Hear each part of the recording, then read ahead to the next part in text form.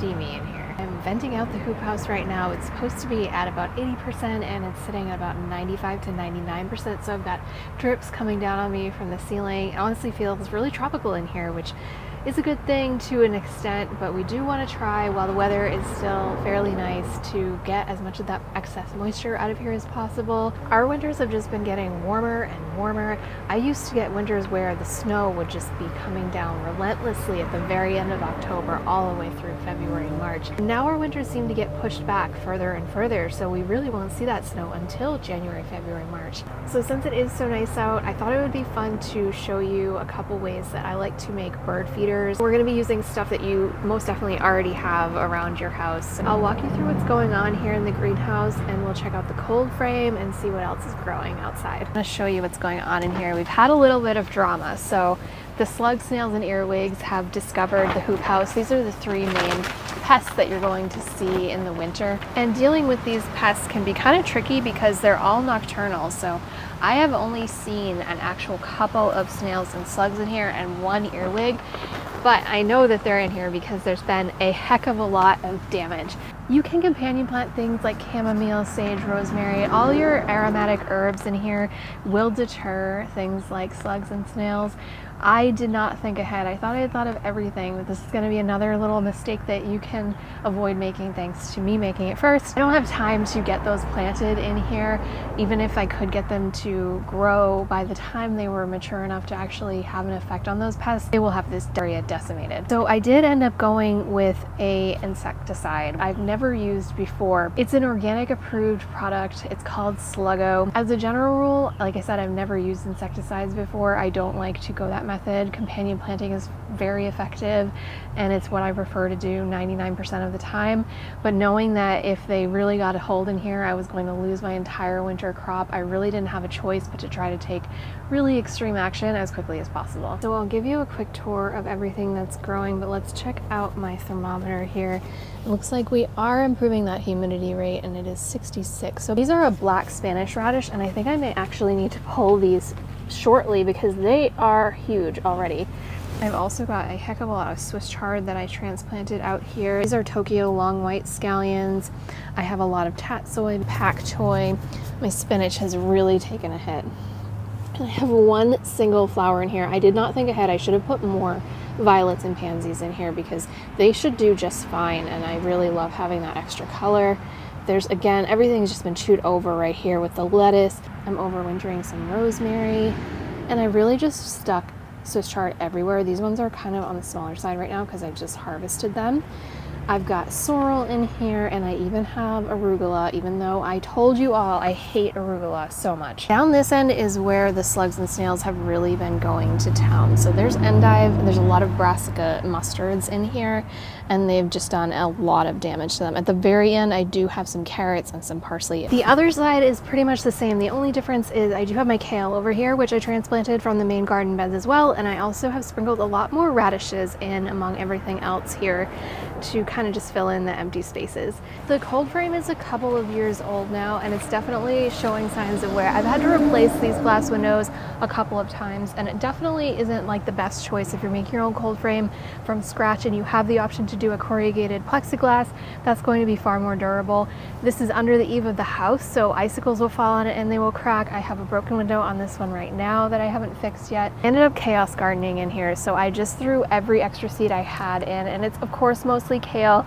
There's some spinach and radishes in here as well. It's a lot more accessible for people than doing the hoop house. If this is something that you have room for in your own garden, you can build it easily in a day. No special tools, no building skills required. You just need to pick out the size, usually based on the windows that you're going to be using, and then make a bottomless box to go along with it. Add some hinges on the back for those windows so they can swing up and down, and then I have some sticks so that when it does get warm I can vent it.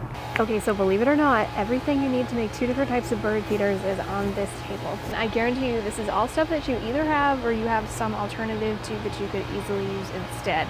So the very first kind that we're going to make is using these pine cones, and they do have a lot of sap on them. They're very sticky. And I have peanut butter here. You could use almond butter is fine, sun butter is fine. This is something that I did with my family all the time when I was a kid. For winter solstice, we would make bird feeders like this and we would hang them up to celebrate the shortest day of the year. All that you're going to do is just lightly coat the outside of those pine cone spurs. I don't know if they're called spurs, but that's what I call them. Once you've got a little bit and all of them, just gonna go like this until you've got all that peanut butter nice and coated. If I had been thinking, I probably would have put that twine on first, but that's okay. We'll do it now.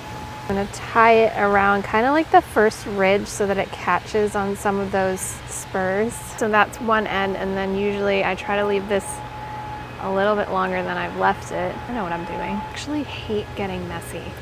I absolutely hate it. Like getting this goopy peanut butter under my nails makes me want to scream, but for the birds, I'll do it. And then for the second type that we're going to make, you just need an orange. You could use a grapefruit, you could use a lemon, you could use a lime. The options are endless. And we're just gonna scoop out that juicy middle, and we'll save this for a snack, a little reward after I'm done filming. I always get so hungry after I film these because there's just so much running back and forth. To make like a 10-minute video, it takes me like an hour. And then I've salvaged 2 sticks, and I'm just going to gently push the stick through the orange. And then, oops, this is a stick from a wildflower, and I've done this with this type before and it was fine, but this one, not so much. Giving stability to the orange, and we're also creating little perches for the birds to stand on. We just need 2 pieces of twine. I'm gonna tie these onto the sticks, pretty close to the orange. I'm making such a mess. So we've got our string on. Need to add our bird seed, and then we can go hang it. My favorite kind of tree is Japanese maples. We just moved this one here. Perfect. I also wanted to give you a quick update on the green stalk. I know we replanted this for fall, oh my gosh, back in September, and it's been doing great. We fixed the soil, and this is something that I definitely recommend if you're a small space gardener or you want something that's really easy to maintain. You can get this frost cover, so it's allowing me to continue to grow these greens even through the winter months, and it is just packed. I've got lettuce, I've got kale, I've got tatsoi, I've got pak choi. And if I spin this around, there's even more. I've disconnected it from the water supply at this point, and it's been doing all right with just rainwater. I do try to check on it, make sure that it's not drying out. With the Coast Domain soil, it holds moisture really, really well. And it's really the only thing left on my deck right now, which is just a few steps from my kitchen. So anytime that I'm making a salad, I can just kind of come out here and go to town, which has been great. Definitely recommend doing the green stalk for summer and winter now that I've changed out the soil and fixed the problem. That is kind of the only thing with these, is that you need to make sure you get the soil right. I love it. I know we said we were going to do some decorating of the hoop house. I honestly just haven't gotten around to it, so I think we're just gonna start with something really simple. I love these grapevine wreaths. You've probably seen them everywhere. You can make one yourself, but they're just a great base to start from. And then I've cut some evergreens from our property, and I'm just going to start layering them in. Look at these adorable little pine cones though.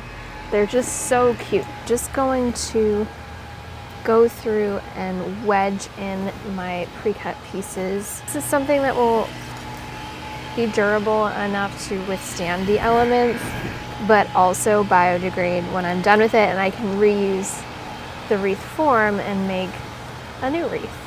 The only thing is it's a bit floppy, so I'm gonna have to kind of come through when I put it up and finagle it so it stays the way that I want it to. Little wire loop. I'm just gonna hang it off the tarp clip. Doesn't have to be fancy. And then these droopy pieces, we can get them to kind of cooperate. It's a weird time of year because the garden isn't ending for me like it is for a lot of people. It's transitioning. So I've got the gardens all tucked away back there. I actually ended up using the firewood rack covers to cover those, and it was like a custom fit. They worked perfectly. And now we've just moved on to the hoop house. There's still a couple of things that I love about this time of year that aren't necessarily still growing, but they're things that I don't cut back because I just enjoy looking at them, and I know that they're really good to have for the birds and the pollinators to have a food source still. Like, we've still got some echinacea. I was so surprised at how well this survived the frost. I think we've probably had like at least 7 to 10 days under 30 degrees, and that's how that one looks. Especially love grasses like this too. I love cutting these for interest when I'm making dried floral arrangements, and it just kind of spikes up all over the yard. It looks a little chaotic here, but it's so fun to play with. I just watched that video back and saw what happened over here. So basically I had been thinking that I was gonna have to cut these covers along this edge to slide them underneath this bar for the arches, but the arches came out a lot more easily than I thought they would, so I just cut the holes on all of them except for this one, which I had already messed up. So of course it's super windy today and it's blowing around and blowing off all over the place, so I just need to come back through here and kind of sew this cut edge together, or it's just going to keep doing that. You do not typically need to cover a wooden raised bed.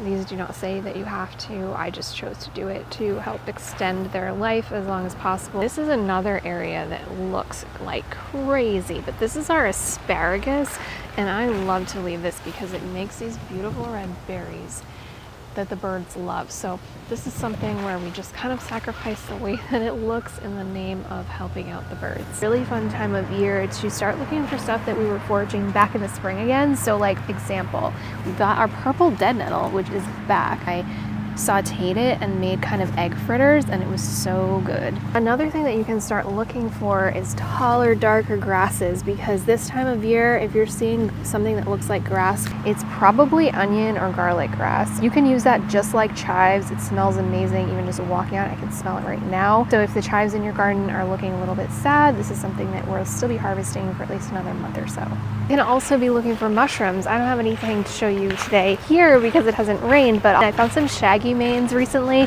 They were so good. Morels are my favorite mushroom, which I obviously have a really hard time finding. They're pretty rare, but I would say shaggy mane is definitely up there. They were delicious. All right, friends, thank you so much for gardening with me today. Just make sure you like and subscribe as always, and let me know in the comments what you want to see next. I think we're gonna start talking about garden planning for next season and everything that comes with that, as this whole area is getting a big revamp. It's a big project. I have a lot of ideas. I want to do an outdoor shower, a greenhouse, a whole new patio, 3 new raised beds. I don't know if it's realistic to get it all done, but I'm gonna try.